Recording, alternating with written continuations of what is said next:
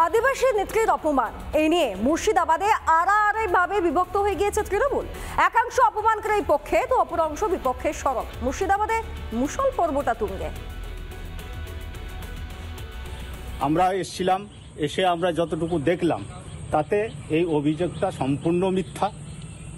এই ধরনের কোনো আচরণ সভাপতি করেনি। আমার যেটুকু জানা আছে যে পিটার হাসদা যে বাইট দিয়েছেন উনি সম্পূর্ণ মিথ্যা অভিযোগ করেছেন। মনে হচ্ছে যে মশিউর সাহেব এখানে ও অনেক বড় লোক, তাকে হয়তো কিছু টাকা পয়সা দিয়ে হয়তো দু একটা মিথ্যা অভিযোগ বলে দিয়েছেন।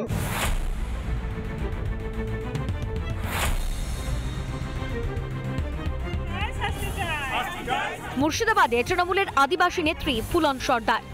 অভিযোগ, তাকে জাতি তুলে কটু কথা বলেন সাগরদিঘি পঞ্চায়েত সমিতির সভাপতি মসিউর রহমান। আমাদের সাঁওতালি ভাষায় গালাগালি করেছে, সাঁওতাল বলেছে, মাতাল বলেছে, নিচু জাত বলেছে, অনেক রকমের অত্যাচার করেছে। এবার মসিউরের হয়ে ব্যাট ধরলেন তৃণমূলের আদিবাসী নেতা পিটার হাসদা। তবে তাকে পাল্টা দিতে ছাড়েননি আরেক আদিবাসী নেতা তথা পঞ্চায়েত সমিতির সদস্য শ্যাম মার্ডি।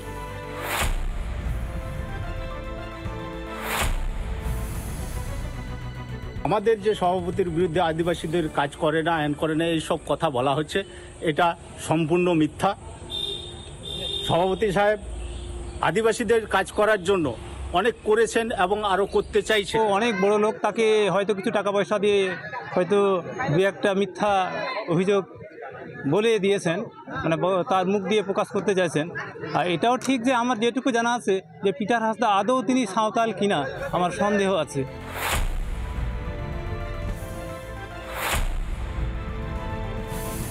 যারা দায়িত্ব রয়েছেন তারা বিভিন্ন দুর্নীতির সঙ্গে যুক্ত আছে এবং তাদের মধ্যে সব খাওয়া খয়নি ঝামেলা চলছে আমাদের কাছে যেটুকু খবর। আদিবাসীদের মধ্যে সবসময় গণ্ডগোল লাগিয়ে রাখতে চায়। আদিবাসী সমাজকে তৃণমূল কখনোই পছন্দ করে না। ভারতবর্ষের রাষ্ট্রপতিকে পর্যন্ত এরা গালিগালাজ করতে ছাড়েনি বা কুৎসিত মন্তব্য করতে ছাড়েনি।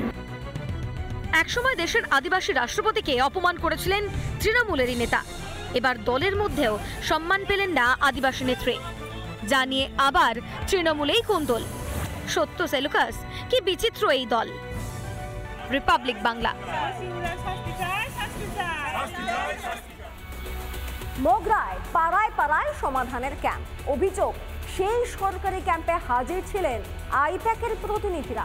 ভাইরাল ভিডিওয়ে তুমুল শোরগোল উঠছে সরকারি প্রকল্পের রাজনীতিকরণের অভিযোগ, জানিয়ে শাসক বিরোধী চর্চা তুঙ্গে উঠেছে। তুই আইপ্যাকের লোক তো বলছিস, তো তাহলে আইপ্যাক থেকে এসেছিস একটা সরকারি প্রোগ্রামের ভেতরে, তোর আইপ্যাকের আছে ঢোকার পর ছবি তোলার পারমিশন আছে? আমরা আইপ্যাক থেকে এসেছি। হ্যাঁ, আমি বাইট নিচ্ছেন তো? হ্যাঁ, আমি বলছি, ক্যামেরাতেই বলছি।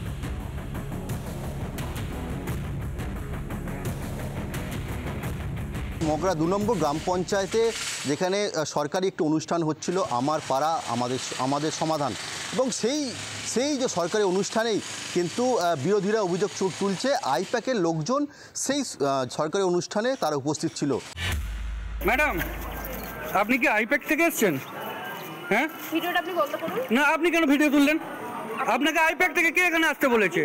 আইপ্যাক থেকে আপনাকে কে এখানে আসতে বলেছে?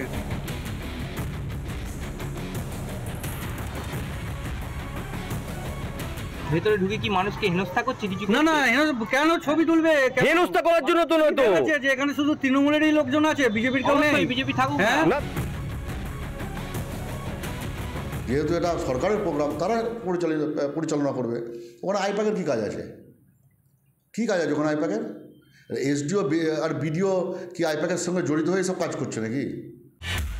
যে এখানে কেউ যদি কারোর নাম ভাঙায় যে আমরা আইপ্যাকের প্রতিনিধি বা আইপ্যাকের এরকম, আমার কাছে সেরকম কোনো বিষয় বা যে ছেলেটি বলেছে সে আইপ্যাকের আদৌ প্রতিনিধি কিনা আমার সেটা ঠিক জানা নেই।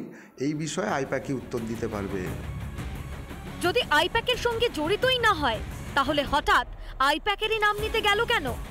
শুনুন আরো একবার তারা কি বলেছিল।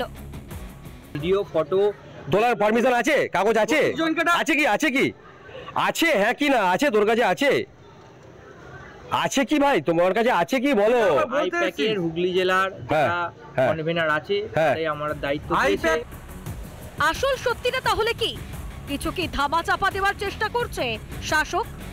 তৃণমূল মনে হয় ভুলে গিয়েছে শাক দিয়ে মাছ ঢাকা যায় না। রিপাবলিক বাংলা। নানা ধরনের কন্টেন্ট দেখার জন্য লাইক করুন, শেয়ার করুন আমাদের ফেসবুক পেজ, সাবস্ক্রাইব করুন আমাদের ইউটিউব চ্যানেল। পাশাপাশি অন্যান্য ব্রেকিং নিউজের জন্য অবশ্যই চোখ রাখুন রিপাবলিক বাংলায়।